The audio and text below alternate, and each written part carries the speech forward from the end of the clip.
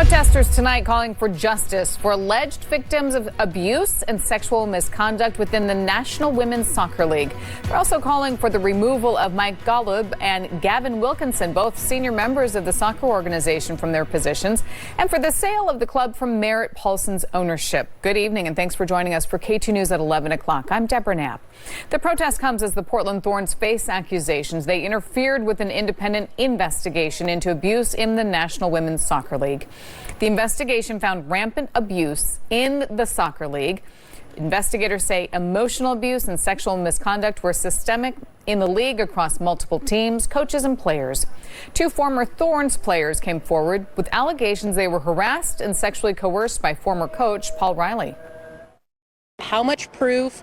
Do we need video evidence? Do we need tapes? What is it going to take for actual change to happen? Because we knew a lot of this information a year ago, and we were told to wait for the report. Okay, the report's here. What's going to happen? I have not seen a statement from PTFC, Timbers, or Thorns. I have not seen any accountability for the people named in the Yates report. And so I think we're just, what's it going to take for change to happen?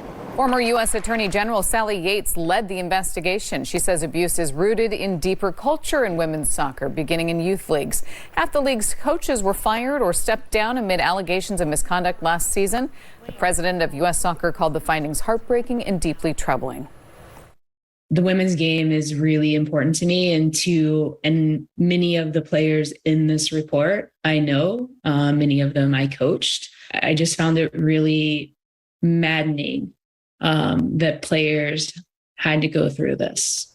The report makes numerous recommendations to improve player health and safety. A woman already arrested and charged for entering a stranger's home has been arrested for a second time.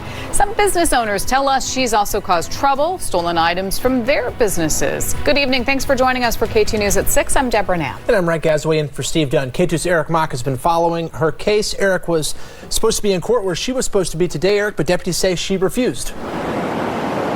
Yeah, they said they would have had to use force to get her into the courtroom. So to avoid doing that, they've postponed her arraignment till tomorrow morning.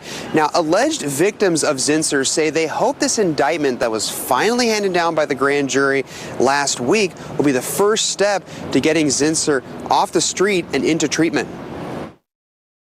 Give me your name and phone number. Lorraine George helps customers at her store in downtown Gresham Monday. She's owned Foxtrot Vintage for about 5 years. But she says she's never seen crime in her store like she has this past summer.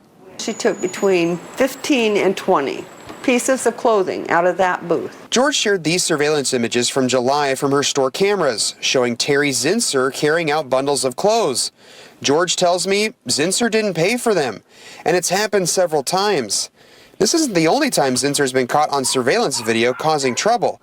We first showed you this video 3 weeks ago, where Kelsey Smith's Ring camera caught Zinsser walking into her home, climbing into her 10-year-old son's bed, before throwing a piece of furniture at Smith when she confronted her. After releasing her from custody several times, the Multnomah County District Attorney's Office finally brought her case before a grand jury last week, which indicted her on charges of burglary, attempted assault, and harassment for that incident. But not before, according to police, Zinsser was able to do it again. Everybody's a little shaken up about it. Definitely violating to have somebody come into your home and to find somebody in your bed. Drew Doty says his mother came home Friday evening to find Zinsser in her bed. She called police, who then came and arrested Zinsser. George says if something's not done, she believes it's only a matter of time before Zinsser breaks into a gun owner's home. What if she goes into the wrong person's house? What if she goes into the wrong shop owner's store that has dealt with her multiple times? What's going to stop that from happening? Both she and the other victims say something needs to be done to help Zinsser in order to not allow her to continue to endanger herself and others. I want to see them actually try to find her some help. I mean, not... if she doesn't want the help, make it mandatory that she gets the help. Do something about this. This woman is a wrecking ball. She's everywhere she goes, she's causing terrible mischief. Told me they don't want city officials to just be talking about solutions anymore. They want to see real change, real action. Shootings, stabbings, murders, and as of yesterday, police say more than 50 cars had their tires slashed. Police have had their hands full this weekend, but community members want city leaders to address the root causes of these crimes. I spoke with Royal Harris, a community strategist. I spoke maybe a few months ago that 30% of our gun violence was coming from the homeless community. Now we really are starting to see that impact is being everywhere, and we still don't have a solution, or I really don't even hear our leadership addressing it. K2 spoke with him back in spring about the amount of crime we were seeing then. It's now been nearly half a year and nothing seems to have changed. This is one of those unique spaces where the onus is really on the city, and it's really specifically on the mayor and city council.